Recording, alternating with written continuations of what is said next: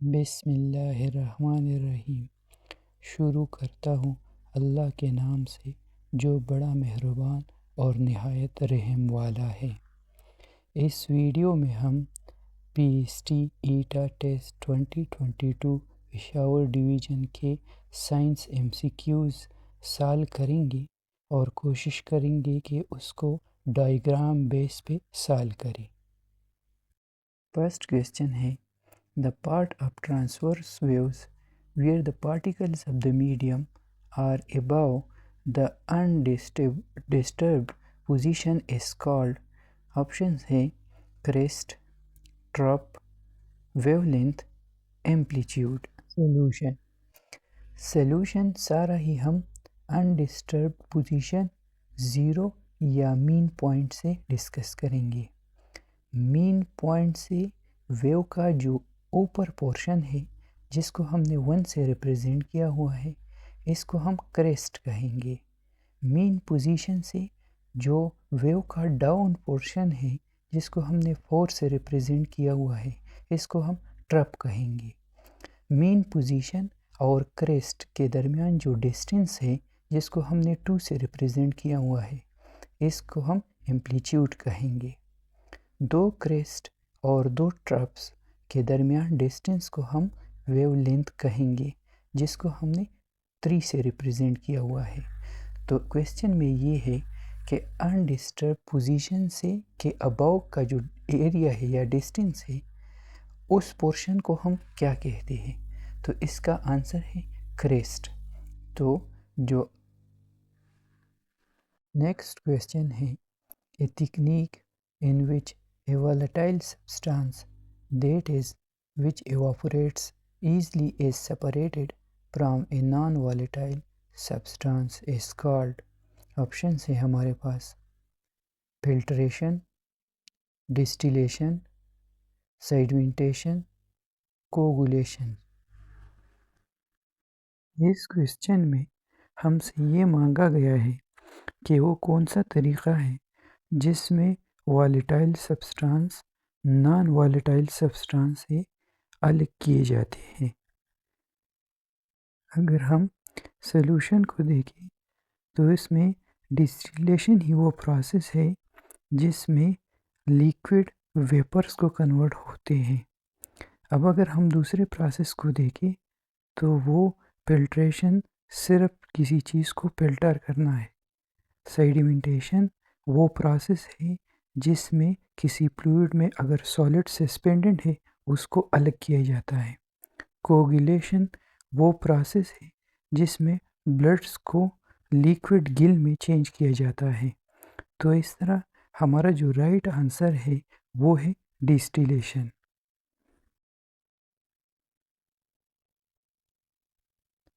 Next question है, mirage is seen in a desert due to which phenomena. Option है हमारे पास reflection, total internal reflection, refraction, diffraction. Solution, mirage वो process है जिसमें summer में या गर्मियों में जब हम ट्रैवलिंग करते हैं तो सड़क पे या सहराओं में पानी का मंज़र नज़र आता है, लेकिन असल में वो पानी होता नहीं है बल्कि वो मर्ज फिनोमेना होता है।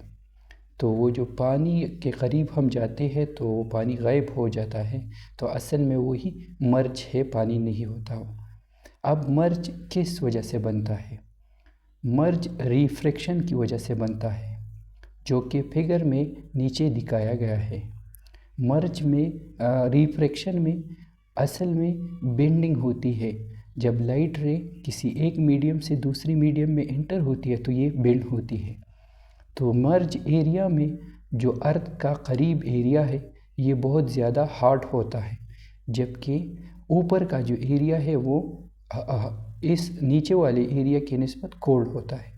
तो इन दोनों के डिफरेंस की वजह से यहाँ पे रिफ्रैक्शन और बेंडिंग होती है। तो उस बेंडिंग फिनोमेना की वजह से मर्ज का अमल बन जाता है जिस तरह के फिगर में दिखाया गया है। नेक्स्ट क्वेश्चन है the angle found by a horizontal line and the line of the side to an object that is below the horizontal line is called. Options है angle of elevation, angle of depression, coterminal angle, alternate angle. Solution. Angle of declaration और angle of depression वो angle है जो कि किसी horizontal line के down के portion के साथ बनाया जाए। जिस तरह के फिगर में दिखाया गया है कि आंख का जो हॉरिजॉन्टल लाइन के साथ डाउन में जो एंगल बन रहा है वही एंगल असल में एंगल ऑफ डिप्रेशन और एंगल ऑफ डिक्लेरेशन है। सो इस तरह इसका जो सही आंसर है वो है angle of depression. Next question है neurons transmits messages in the form of. Options हैं mechanical waves, electromagnetic waves, electrochemical waves, all of them. Question है कि न्यूरॉन मैसेजेस को किस पाम में एक जगह से दूसरी जगह ट्रांसमिट करते हैं। सॉल्यूशन। मैकेनिकल वेव्स वो वेव्स है जिसमें एनर्जी एक जगह से दूसरी जगह किसी ख़ास मीडियम के ज़रिए ट्रांसमिट होती है। मिसाल के तौर पर वाटर वेव्स, स्प्रिंग्स वेव्स वगैरह। इलेक्ट्रोमैग्नेटिक वेव्स वो वेव्स है जिसमें एनर्जी एक जगह से दूसरी जगह ट्रांसमिट होती है जो मीडियम पे डिपेंड नहीं करता।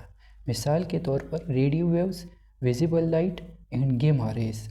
इलेक्ट्रोकेमिकल वेव्स वो वेव्स जो कि नर्वस सिस्टम में काम आए, जो नर्वस सिस्टम में ट्रांसमिशन का काम आए तो उसको इलेक्ट्रोकेमिकल वेव्स कहते हैं। तो इसका जो सही आंसर है वो है इलेक्ट्रोकेमिकल वेव्स। नेक्स्ट क्वेश्चन है the human brain is enclosed in bony case called।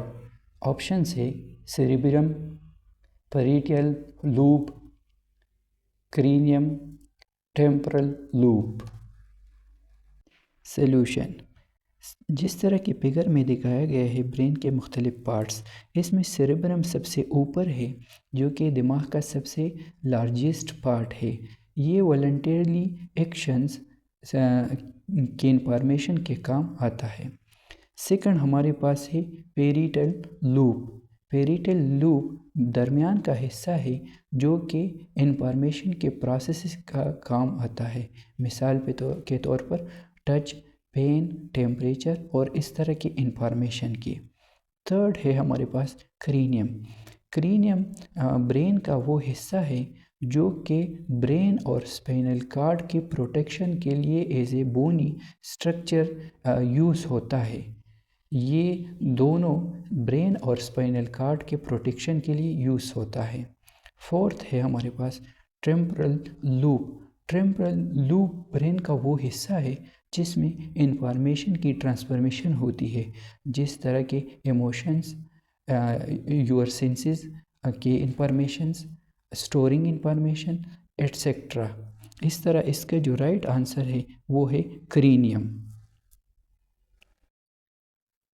Next question है how many pairs of legs do insects have. Options है 2, 3, 4, 5। सॉल्यूशन। बायोलॉजी की डिफिनीशन के मुताबिक ज़्यादातर इंसेक्ट्स के 3 और 6 लेग्स होंगी, लेकिन मुख्तलिफ अवकात में ये अपने लेग्स को इंक्रीज़ करवा सकते हैं मुख्तलिफ पर्पसेस के लिए। लेकिन रियलिटी में इसके लेग्स जो है या 3 होंगे या 6 होंगे। इसी तरह इसका जो सही आंसर है वो हमारे पास 3 है। नेक्स्ट क्वेश्चन है neurons that take impulses away from central nervous system to effectors are called. वो न्यूरॉन्स जो कि इम्पल्सेस को सेंट्रल नर्वस सिस्टम से किसी काम के लिए या एफर्ट्स के लिए लेके जाए उसको क्या कहते हैं? ऑप्शन है हमारे पास sensory neurons, associate neurons, motor neurons, none of these. Solution, sensory neurons जिसको अपेरेंट न्यूरॉन्स भी कहा जाता है, ये इन्वायरमेंट से किसी स्टिमुली या एक्शन को सेंट्रल नर्वस सिस्टम तक ट्रांसमिट करवाता है। मिसाल के तौर पर heat, light, pressure etcetera. Associate neurons जिनको इंटर न्यूरॉन्स भी कहा जाता है, ये सेंसरी न्यूरॉन्स और मोटर न्यूरॉन्स के दरमियान ब्रिज का काम करता है, यानी इंफॉर्मेशन को मोटर न्यूरॉन्स और सेंसरी न्यूरॉन्स के दरमियान ट्रांसमिट करवाता है।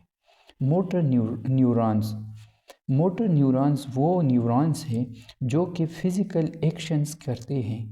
किसी स्टिमुले या किसी ट्रांसमिटिंग सिग्नल्स के लिए फिज़िकल एक्शन मोटर न्यूरॉन्स के थ्रू ही होता है। इस तरह इसका जो सही आंसर है वो हमारे पास मोटर न्यूरॉन्स हैं। नेक्स्ट क्वेश्चन है, in which kind of asexual reproduction branches of plants are buried in the soil for growing a new plant. इस क्वेश्चन में ये पूछा गया है कि एसेक्सुअल रिप्रोडक्शन के वो कौन सा ब्रांच है जिसमें नए प्लांट्स के लिए प्लांट्स को ज़मीन में दफनाया जाता है। ऑप्शन है हमारे पास cutting, layering, grafting, runner. Solution, layering asexual reproduction का वो तकनीक है जिसमें पेरेंट प्लांट को ज़मीन में दफनाया जाता है, जबकि ग्रेफ्टिंग वो तकनीक है जिसमें दो प्लांट्स को इकट्ठा किया जाता है जिससे एक नया पेरेंट प्लांट बनता है। इस तरह इसका जो सही आंसर है वो हमारे पास लेयरिंग है। नेक्स्ट क्वेश्चन है, when clouds pass on through colder region they turn into rain और snow, this process is called. वो प्रोसेस या वो तरीक़ा जिसमें से क्लाउड्स या बादल जब किसी ठंडी रीजन से गुज़रते हैं तो वो स्नो या बारिश की शक्ल में तब्दील हो जाते हैं। इस तरीक़े को क्या कहते हैं? ऑप्शन है हमारे पास transpiration, evaporation, condensation, none of these. Solution, condensation वो प्रोसेस है जिसमें वाटर के वेपर्स गैसियस फॉर्म से वाटर के लिक्विड फॉर्म में कन्वर्ट हो। ये कब पॉसिबल है? जब ये किसी कोलर सरफेस या लेस टेम्परेचर वाली एरिया पे जाए, जिस तरह के वाटर का या रेन का एग्जांपल है हमारे पास। जब वाटर के वेपर्स ठंडे हो जाए बादलों में तो उससे वो कंडेंसेशन प्रोसेस की वजह से लिक्विड वाटर में या रेन में कन्वर्ट होते हैं। इसका उलट प्रोसेस है एवापोरेशन। एवापोरेशन वो प्रोसेस है जिसमें लिक्विड स्टेट वो गैसियस स्टेट को कन्वर्ट होते हैं। इस तरह इसका जो सही आंसर है हमारे पास वो कंडेंसेशन प्रोसेस है। नेक्स्ट क्वेश्चन है, asexual reproduction in plants is also called. Asexual reproduction को प्लांट्स में दूसरा भी एक नाम दिया गया है। ऑप्शन है हमारे पास vegetative reproduction, vegetative propagation, both A and B, none of these. Solution, vegetative propagation वो मेथड है जिसमें न्यू प्लांट पेरेंट प्लांट के पार्ट से हासिल किया जाता है। मिसाल के तौर पर इसके लीव्स, रूट्स और स्टीम्स से, इसके शाखों से, इसके जड़ों से या इसके तनों से।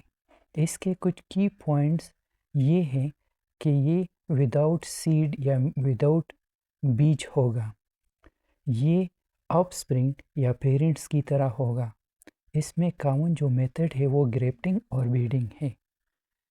दूसरा मेथड है वेजिटेटिव रिप्रोडक्शन। ये भी वेजिटेटिव प्रोपगेशन ही की तरह है।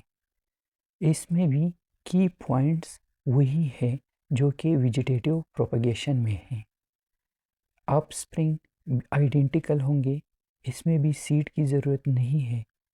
तो ये दोनों एक ही तरह के प्रोसेस आ रहे हैं। इस तरह इसमें जो सही ऑप्शन है हमारे पास वो बोथ ऑफ देम है।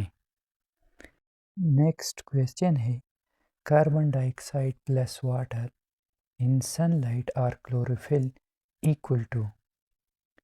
ऑप्शन है glucose plus water, water plus oxygen, glucose plus water plus oxygen, carbon dioxide plus oxygen. Solution. Photosynthesis वो प्रोसेस है जब प्लांट्स में दिन की रोशनी में कार्बन डाइऑक्साइड और वाटर मिल के ग्लूकोज और ऑक्सीजन बनाते हैं। इस तरह अगर हम इक्वेशन को देखें तो कार्बन डाइऑक्साइड वाटर दिन की रोशनी में जब मिल जाते हैं तो ये ग्रीन प्लांट्स में हमें ग्लूकोज प्लस वाटर देते हैं। इस तरह इसका जो सही आंसर है हमारे पास वो glucose plus water plus oxygen है। नेक्स्ट क्वेश्चन है chest cavity is separated from abdominal cavity by ribs, larynx, diaphragm, all of them। Solution. अगर हम फिगर को देखें तो फिगर में डायफ्राम ही वो पार्ट है जिसमें से चेस्ट कैविटी एब्डोमिनल कैविटी को सेपरेट करवाता है। इस तरह इसका जो सही आंसर है वो हमारे पास डायफ्राम है। नेक्स्ट क्वेश्चन है cracks on roads occur due. Roads में क्रैक्स किन की वजह से आता है। ऑप्शन है हमारे पास कंट्रैक्शन, सेकंड है चेंज इन टेम्परेचर, थर्ड है एक्सपेंशन, ऑल ऑफ देम। तो इसका जो सही आंसर है हमारे पास वो ऑल ऑफ देम है। रोड में क्रैक्स इन सभी की वजह से आता है, contraction, changes in temperature, expansion. Next question है chlorofluorocarbons are the compounds which contain. Chlorofluorocarbons वो कंपाउंड है जो मुश्तमिल है। ऑप्शन है हमारे पास chlorine, fluorine, carbon, all of them. Solution. Chlorofluorocarbons वो कंपाउंड्स है जो क्लोरीन, फ्लोरीन और कार्बन पर मुश्तमिल होते हैं। इस तरह इसका जो सही आंसर है हमारे पास वो ऑल ऑफ देम है, मीन क्लोरीन, फ्लोरीन और कार्बन। नेक्स्ट क्वेश्चन है सीड कोड इज कॉल्ड। बीज का जो आखिरी हिस्सा है सीड कोड, इसको दूसरा कौन सा नाम दिया गया है। नंबर फर्स्ट ऑप्शन है प्लम मोल, सेकंड ऑप्शन है रेडिकल, थर्ड ऑप्शन है टेस्टा, फोर्थ ऑप्शन है टेगमेन। सोल्यूशन। अगर हम फिगर को देखें तो seed code exterior layer of the seed होता है और ये अगर हम फिगर में देखें तो एक्सटीरियर हमारे पास टेस्टा है। तो इस तरह इसका जो सही आंसर है हमारे पास वो टेस्टा है। नेक्स्ट क्वेश्चन है which of the following is are true about the functions of cotyledons. Option है हमारे पास they protect the baby plant, second option है they provide food to embryo, third option है both A and B, fourth option है none of these. Solution. Cotyledon figure में दिखाया गया है। कार्टिलिडन का फंक्शन ये है कि ये फूड को स्टोर करवाता है दूसरा इसका फंक्शन ये है कि ये एम्ब्रॉय को डेवलप करता है जनरेशन के प्रोसेस के दौरान, जब फोटोसिंथेसिस का अमल होता है। इस तरह इसका जो सही आंसर है हमारे पास वो बोथ ऑफ देम है। नेक्स्ट क्वेश्चन है, which of the following gas used in fire extinguisher. Fire extinguisher और आग बुझाने वाली आले में कौन सा गैस इस्तेमाल होता है? ऑप्शन है हमारे पास नाइट्रोजन, सेकंड ऑप्शन है सल्फर डाइऑक्साइड, थर्ड ऑप्शन है कार्बन डाइऑक्साइड, फोर्थ ऑप्शन है हाइड्रोजन। तो इसका जो सही आंसर है हमारे पास वो कार्बन डाइऑक्साइड है। कार्बन डाइऑक्साइड ही फायर एक्सटिंग्विशर के तौर पर यूज़ होता है। Next, which of the following are unicellular organism. नीचे दी हुई में से कौन सा यूनिसेलुलर ऑर्गेनिज्म या एक सेल वाला या एक हुलिये वाला ऑर्गेनिज्म है? ऑप्शन है हमारे पास अमीबिया, सेकंड ऑप्शन है पैरामीशियम, थर्ड ऑप्शन है इगुलिनिया, फोर्थ ऑप्शन है all of them. Solution, unicellular organism वो ऑर्गेनिज्म होते हैं जिसमें सिर्फ एक सेल या हुलिया होता है। इसमें सारे फंक्शंस इन ही हुलिये की बदौलत होते हैं। इसकी मिसालें हमारे पास अमीबिया, बैक्टीरिया वगैरह हैं। यूनिसेलुलर ऑर्गेनिज्म माइक्रोस्कोपिक होते हैं और वो आम नज़र से नहीं देखे जाते। इस तरह इसका जो सही ऑप्शन है हमारे पास वो ऑल ऑफ देम है, क्योंकि अमीबिया, पैरामीशियम, इग्लिना ये सारी ही यूनिसेलुलर ऑर्गेनिज्म हैं। इसमें सब में सिर्फ एक ही सेल है हमारे पास। नेक्स्ट क्वेश्चन है, the most important part of the cell that control all the activities of the cell called.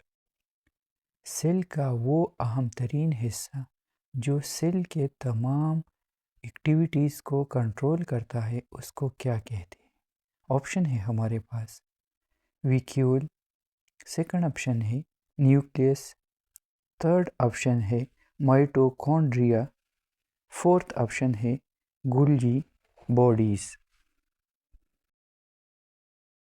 इसका जो सही आंसर है वो न्यूक्लियस है। न्यूक्लियस ही सेल का वो अहम तरीन हिस्सा है जो ज़्यादातर एक्टिविटीज़ को कंट्रोल करता है। मिसाल के तौर पर डीएनए और आरएनए, इसकी जेनेटिक इंफॉर्मेशन सेल्स को न्यूक्लियस ही कैरी करता है।